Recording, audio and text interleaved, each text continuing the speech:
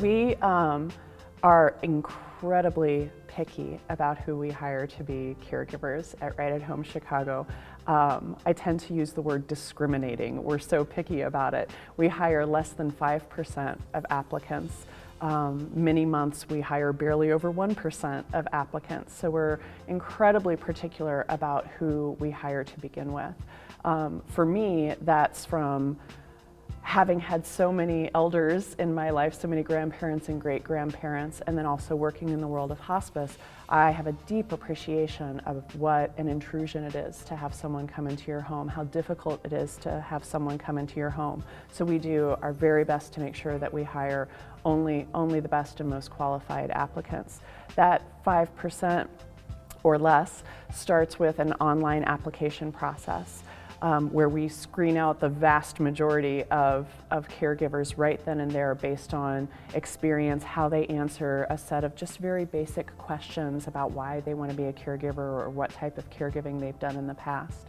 From there we do the whole suite of background checks and fingerprinting and drug testing and all of those types of things that you would expect that someone who is an employee of an agency would have done before they walk into the door of your private family home.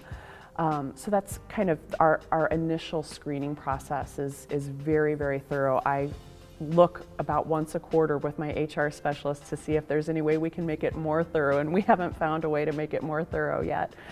So we try to be incredibly thorough right there in the initial portion of the hiring process. And then from there, on an ongoing basis, we work really hard. We've worked so hard to recruit these people, these best people, and we work really hard to support them, provide them with continuing education, one-on-one coaching, classroom-based instruction that we do in-house, that either my in-house RN provides some of that training. We also have an RN educator who we bring in to do training, and we also work with physical therapists in the community to come in and do training like on safe transfers to make sure that our caregivers and of course our clients have the safest experience that they possibly can. We have our regular supervision that occurs with our on-site nurse going out at least once every 90 days to meet with the client, see how things are going, see if there's any changes in the plan of care, and get their feedback in that moment and ongoing as well too with phone contact about how it's going with the caregiver.